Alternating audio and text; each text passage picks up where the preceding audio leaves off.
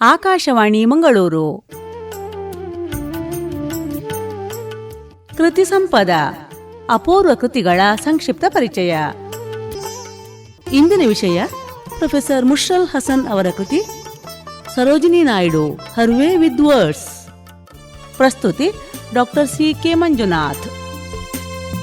ನಾ ಪರಿಚಯಿಸ್ತಾ ಇರುವಂಥ ಪುಸ್ತಕ ಸರೋಜಿನಿ ನಾಯ್ಡು ಅವರ her way with words. Professor Mushirul Hasan ಬರೆದಿರ್ತಕ್ಕಂಥ ಈ ಪುಸ್ತಕ ಬಹಳ ಪ್ರಸಿದ್ಧಿಯನ್ನು ಪಡೆದಿತ್ತು. ಸರೋಜಿನಿ ನಾಯ್ಡು ಅವರ ಇಡೀ ಜೀವನದ ಆಧಾರವನ್ನು, ಅವರ ಜೀವನದಲ್ಲಿದ್ದಂಥ ಧ್ಯೇಯಗಳನ್ನು ತನ್ನದೇ ಮಾತುಗಳಲ್ಲಿ ವರ್ಣಿಸ್ತಾ ಇದ್ದಂಥ ವಿಚಾರಧಾರೆಯನ್ನು ಈ ಪುಸ್ತಕ ನಮ್ಮ ಮುಂದೆ ಪರಿಚಯಿಸುತ್ತೆ. ಪ್ರೊಫೆಸರ್ ಹಸನ್ರು ಇತಿಹಾಸಕಾರರು, ಸಮೃದ್ಧ ಲೇಖಕರು, ಜಾಮಿಯಾ ಮಿಲಿಯಾ ಇಸ್ಲಾಮಿಯಾ ವಿಶ್ವವಿದ್ಯಾಲಯದ ಮಾಜಿ ಕುಲಪತಿಗಳು. ಸಾಕಷ್ಟು ಬರಹಗಳು ಇವರು ಸ್ವಾತಂತ್ರ್ಯದ ಬಗ್ಗೆ, ಸ್ವಾತಂತ್ರ್ಯದ ನಾನಾ ತುಣುಕುಗಳ ಬಗ್ಗೆ ಒಂದೊಂದು ಎಳೆಯಾಗಿ ಬರ್ಕೊಂಡು ಹೋಗಿದ್ದಾರೆ. ಜಾಮಿಯಾ ಮಿಲಿಯಾ ಇಸ್ಲಾಮಿಯಾ ಹುಟ್ಟಿ ಬಂದಂಥ ರೀತಿಯ ಬಗ್ಗೆನೂ ಸಾಕಷ್ಟು ಬರೆದಿದ್ದಾರೆ. ದಂಗೆಯ ನೆನಪುಗಳು ಇವರದು ಬಹಳ ಸ್ವಾರಸ್ಯಕರವಾದಂಥ ಪುಸ್ತಕ. The Awadh punch, wit and humour in colonial north India ಮತ್ತು ವಿಟ್ ಅಂಡ್ ವಿಸ್ಡಮ್, ಈ ಪುಸ್ತಕಗಳು ಸರಣಿ ರೂಪದಲ್ಲಿ ಹೊರಗೆ ಬಂದಿದೆ. ಭಾರತದ ವಿಭಜನೆಯ ಬಗ್ಗೆ, ಕೋಮುವಾದದ ಬಗ್ಗೆ ಮತ್ತು ದಕ್ಷಿಣ ಏಷ್ಯಾದ ಇಸ್ಲಾಂ ಇತಿಹಾಸಗಳ ಬಗ್ಗೆ ಸಾಕಷ್ಟು ತಿಳಿಸ್ತಾರೆ. ಪ್ರೊಫೆಸರ್ ಹಸನ್ರು 2002ರಲ್ಲಿ ಇಂಡಿಯನ್ ಹಿಸ್ಟ್ರಿ ಕಾಂಗ್ರೆಸ್ನ ಚುನಾಯಿತ ಅಧ್ಯಕ್ಷರಾಗ್ತಾರೆ. 2007ರಲ್ಲಿ ಭಾರತ ಸರ್ಕಾರ ಇವರಿಗೆ ಪದ್ಮಶ್ರೀ ಪ್ರಶಸ್ತಿಯನ್ನು ನೀಡುತ್ತೆ. 2010ರಲ್ಲಿ ಫ್ರೆಂಚ್ ಸರ್ಕಾರ ಆರ್ಡರ್ ಡೆಸ್ ಫಾರ್ಮ್ಸ್ ಅಕಾಡೆಮಿಕ್ಸ್ ಅನ್ನ ನೀಡುತ್ತಾರೆ. ಇವರು ಭಾರತದ ರಾಷ್ಟ್ರೀಯ ಪತ್ರಗಾರದ ಮಹಾನಿರ್ದೇಶಕರಾಗಿದ್ದರು. ಡಿಸೆಂಬರ್ 10, 2018ರಲ್ಲಿ ನಿಧನರಾಗ್ತಾರೆ. ಇವರು ಪರಿಚಯಿಸಿರ್ತಕ್ಕಂಥ ಈ ಪುಸ್ತಕ ಹರ್ ವೇ ವಿತ್ ವರ್ಡ್ಸ್ ಬಹಳ ಜನಪ್ರಿಯವಾದಂಥದ್ದು.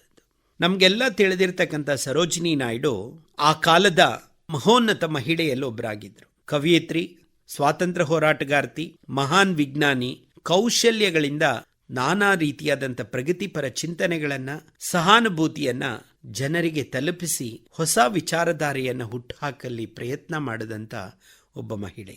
ಪ್ರಬಲವಾದಂಥ ಪುರುಷರ ಪ್ರಾಬಲ್ಯವಿರುವಂಥ ರಾಜಕೀಯದಲ್ಲಿ ಹೆಣ್ಣಿನ ಸಾಮರ್ಥ್ಯ ಏನು ಅಂತ ತೋರಿಸಿಕೊಟ್ಟಂಥವರು ಸರೋಜಿನಿ ನಾಯ್ಡು ಅವರು. ಜವಾಹರ್ಲಾಲ್ ನೆಹರು, ಮಹಾತ್ಮ ಗಾಂಧಿ, ಸುಭಾಷ್ ಚಂದ್ರ ಬೋಸ್ರ ಒಡನಾಟ ಇವರಿಗಿತ್ತು.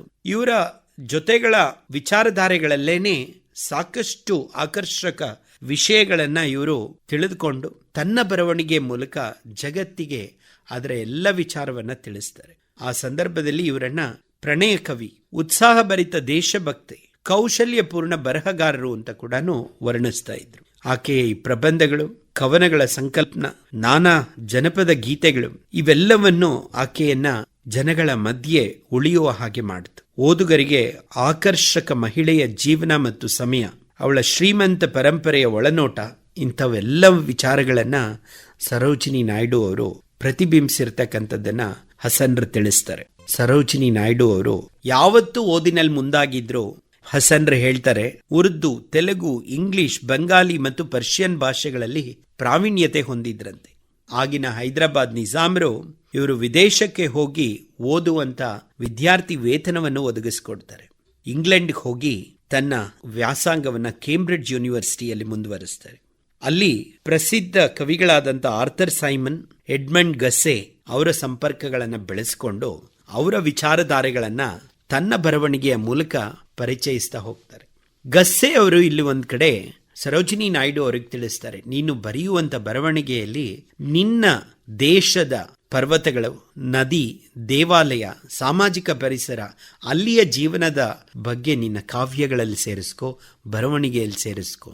ಅದರ ನಂತರ ಹಸನ್ರು ತಿಳಿಸ್ತಾರೆ, ಸರೋಜಿನಿ ನಾಯ್ಡು ಅವರು ಬರೆದಂಥ ಸಾಕಷ್ಟು ಪೊಯೆಟ್ರಿ ಆಗಿರಬಹುದು ಅಥವಾ ಪ್ರಬಂಧಗಳಾಗಿರಬಹುದು, ಅಲ್ಲೆಲ್ಲವೂ ಕೂಡ ಭಾರತದ ಸವಿಸ್ತಾರವಾದಂಥ ವರ್ಣನೆ ಸಿಗತ್ತೆ ಅಂತ ಹೇಳ್ತಾರೆ. The golden threshold, the broken wing, the bird of time, ಈ ಎಲ್ಲ ಕವನ ಸಂಕಲನಗಳಲ್ಲಿ ಇದೆಲ್ಲವನ್ನು ನಾವು ನೋಡೋದಕ್ಕೆ ಸಾಧ್ಯತೆ ಇದೆ. ಈ ಕವನ ಸಂಕಲನ ಬರೀ ಭಾರತೀಯರನ್ನಷ್ಟೇ ಅಲ್ಲ, ಇಂಗ್ಲಿಷರನ್ನು ಕೂಡ ತುಂಬ ಆಕರ್ಷಿಸ್ತು. ಸುಂದರವಾದ ಕವನಗಳ ಈ ಅದ್ಭುತ ಸಂಗ್ರಹ ನಾಯ್ಡು ಅವರ ವ್ಯಕ್ತಿತ್ವವನ್ನು ಜನಗಳಿಗೆ ಮತ್ತಷ್ಟು ಪರಿಚಯಗಳನ್ನು ಮಾಡುತ್ತೆ. ಅವರ ಭಾಷಣಗಳು ಮತ್ತು ಬರಹಗಳು ಅನ್ನುವಂಥ ಒಂದು ಕೃತಿ 1925ರಲ್ಲಿ ಪ್ರಕಟ ಆಗತ್ತೆ. ಇದು ಸಾಕಷ್ಟು ಯುವ ಜನಾಂಗವನ್ನು ಪುಟಿದೆಬ್ಸತ್ತೆ.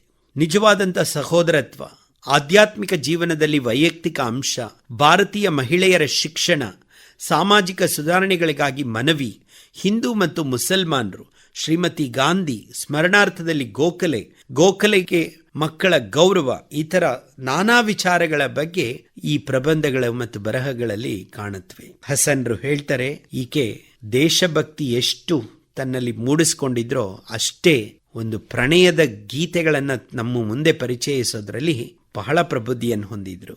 ಹಾಗಾಗಿನೇ ಇವರನ್ನು ನೈಟಿಂಗೇಲ್ ಆಫ್ ಇಂಡಿಯಾ ಅಂತ ಗೌರವಿಸ್ತಾರೆ ಅಂತ ಕೂಡ ಬಹಳ ಸುಂದರವಾಗಿ ವರ್ಣಿಸ್ತಾರೆ. ಆಕೆಯ ಪ್ರತಿಯೊಂದು ಕೃತಿ ಕೂಡ ಪ್ರಸಿದ್ಧಿಯನ್ನು ಪಡೆಯೋದಕ್ಕೆ ಯಾಕೆ ಅವಕಾಶ ಆಯಿತು ಅಂತಂದ್ರೆ, ತಾನು ಬರೆದಂಥ ಪ್ರತಿ ಬರವಣಿಗೆ ತನ್ನ ಮನಸ್ಸಿನ ಇಚ್ಛಾಶಕ್ತಿಯನ್ನ ಅದರಲ್ಲಿ ಪ್ರತಿಭಟಿಸ್ತಾ ಇತ್ತು. ಈಕೆ ವಿಸ್ತಾರವಾಗಿ ತನ್ನ ಎಲ್ಲ ವಿಚಾರಧಾರೆಗಳನ್ನ ಬಹಳ ಸುಂದರವಾಗಿ ಮಂಡಿಸಿದ್ದಾರೆ ಅನ್ನುವಂಥದ್ದನ್ನ ಹಸನ್ ರೀಲ್ ತಿಳಿಸ್ತಾರೆ. ಡಾಕ್ಟರ್ ಗೋವಿಂದರಾಜು ಅನ್ನೋವ್ರನ್ನ ಪ್ರೇಮಿಸಿ ಮದುವೆ ಆಗ್ತಾರೆ. ಜಾತಿ ಪದ್ಧತಿಯ ವಿರುದ್ಧ ಆಗ್ಲೇ ಹೋರಾಡ್ತಾರೆ. ಆ ಜಾತಿ ಪದ್ಧತಿಯ ನೋವು ನಲಿವುಗಳನ್ನು ಕೂಡ ಸಂತೋಷವಾಗಿ ಸ್ವೀಕರಿಸಿ ಜನರಿಗೆ ಸರಿಯಾದಂಥ ಸಂದೇಶವನ್ನು ಕಲ್ಪಿಸ್ಕೊಡ್ತಾರೆ. ಇದೆಲ್ಲವನ್ನು ನೋಡಿದಂಥ ಗಾಂಧೀಜಿ ಇವರನ್ನು ಯಾವತ್ತೂ ಪ್ರೀತಿಯಿಂದ ಹರಿಸ್ತಾ ಇದ್ರಂತೆ. ಪ್ರೀತಿಯಿಂದ ಗಾಂಧೀಜಿಯವರನ್ನು ಅದಕ್ಕೆ ಮಿಕ್ಕಿ ಮೌಸ್ ಅಂತ ಕೂಡ ಕರೀತಾ ಇದ್ರು. ಸರೋಜಿನಿ ನಾಯ್ಡು ಅವರು ಮಾರ್ಚ್ 2, 1949ರಲ್ಲಿ ನಿಧನರಾಗ್ತಾರೆ. ಈ ಒಂದು ಪುಸ್ತಕ ಪರಿಪೂರ್ಣ ವ್ಯಕ್ತಿತ್ವ ಮತ್ತು ಚಿಂತನೆ ಬರಹಗಳ ಬಗ್ಗೆ ಎಳೆಯಾಗಿ ನಮಗೆ ಪರಿಚಯ ಆಗತ್ತೆ. ನಾವೆಲ್ಲರೂ ಓದಲೇಬೇಕಾದಂಥ ಪುಸ್ತಕ Sarojini Naidu, her way with words. ಇದುವರೆಗೆ ಕೃತಿ ಸಂಪದ ಅಪೂರ್ವ ಕೃತಿಗಳ ಸಂಕ್ಷಿಪ್ತ ಪರಿಚಯ ಕೇಳಿದಿರಿ.